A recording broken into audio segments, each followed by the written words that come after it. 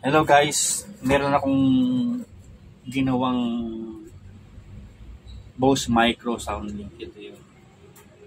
Binuksan ko na siya eh. Tinignan ko yung sira. Sayang hindi natin na i-video kung paano siya buksan. Kasi mahirap buksan ito.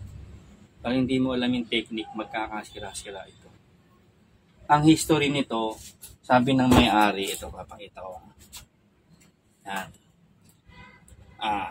Good evening po, magpaparepair po ako ng Bose Micro Soundlink. No power po siya, saka hindi po nag-charge. Ito na yung pinadala niya mula sa Camarines Sur. Pili Camarines Sur. Nabuo ko na ngayon ito, kaya lang hindi ko siya na-i-video ng kumpleto. Ikukwento ko na lang sa inyo kung paano ko siya buo. Nung binuksan ko yung Bose na ito, kwento ka, baka basing ka naman eh. man pa sila. Nung binuksan ko yung Bose na ito ang nakita ko. Yan. Ayan o. Ano ba to?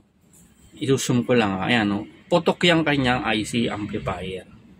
Dahil nagkaroon ng moist dito. Kaya sumabog siya. Ayan siya o. Sinat ko na siya sa messenger niya. Sabi ko, kung yan lang ang sira, makakakuha. Opo. Pero kung may ibang na-damage, malungkot. Isoli na lang yung down. Kasi nag-down siya ng pera. Umorder ako. Ngayon, umorder ngayon ako ng IC yan. 3 yan. Naikabit ko na yung isa. Ito na siya. Ayan o. Kita ba? Sasak natin.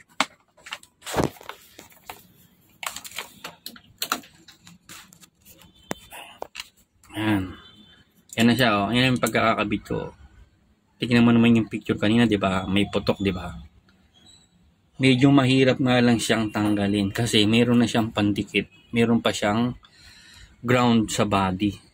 Kaya ang hirap niyang tanggalin. Sayang nga lang eh. Sabi ko sa camera woman ko, gusto ko sanang i-video eh. Wala lang siyang panahon. Kaya hindi namin na i-video. Sabi ko magandang kasing i-video to kasi matututunan nila ng buo kung paano ginawa yung ganitong Bose Soundlink Micro. Kasi marami na nag-inquire sa akin ito. Ang lagi nilang sinasabi sa akin, Bose, nagtanong ako sa Bose hindi raw mabubuksan yun dahil nakasild. Sabi ko, gawa lang ho ng tao yun, mabubuksan ho yun. Sayang, hindi ko siya napakita sa inyo kung paano siya binuksan. Kasi pag binuksan mo to, makikipagbuno ka kung hindi mo alam buksan. Pero may technique akong ginawa na para lang ako naglalaro ng Holin kung paano ko siya binuksan. Ito lang ang gamit ko. Tanong, paano mo bubuksan? Nakaglue yan. Nakaglue stick na ano yan. Ang glue niyan, kulay puti. Ayan, kulay puti. Palibot yan, ang ganyan. Yan, okay na siya ngayon, no? Tinestingin natin. Bali nung maikabit ko siya, tinesting ko i-charge, ayaw niya mag-charge. Bakit?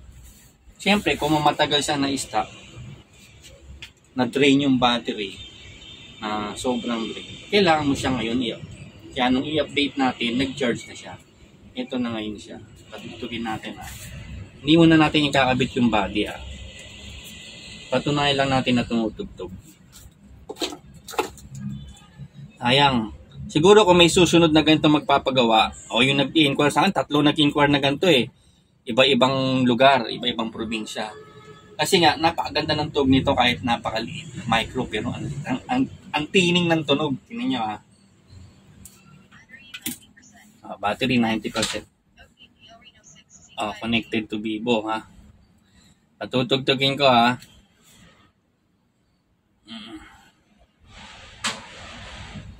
YouTube. Mahina yung internet natin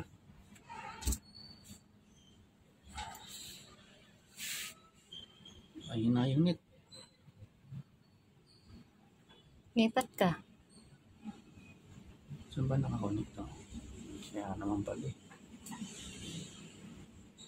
Ba't ang hina ng net natin sa kabila? Sa'yo. Ayun, lakas na. Tugtugin natin Tingnan yung tunog Hindi pa yung nakakabit Pero ang lakas. Dalangin, walang pati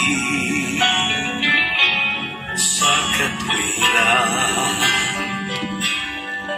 pinakabati. Salamat sa iyong Todo na pala. gawa, di maririnig. Napakaliit niya pero ang lakas ng tunog. Swabe. Kaya pala sabi ng may-ari, gusto niya mapagawa kahit medyo mahal. Okay lang. Kasi napakaganda ng tunog. Ganda nga.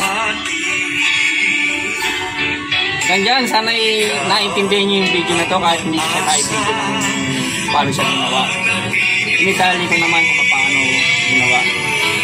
Salamat po, Ama. Ano yung may natutunan kayo? Sa susunod na may magpagawa ng ito, step by step, mula simula, pagbaklas, paano baklasin ng napakaswaping baklas na hindi ka mahihirapan, paano magtanggal ng IC, paano magkabit, paano magbalik ulit. Kukumpletuhin po natin. Hanggang dyan, dito lang muna ating video. Puputulin natin. Pero good na po yun kung paano natin ginawa. Bye bye!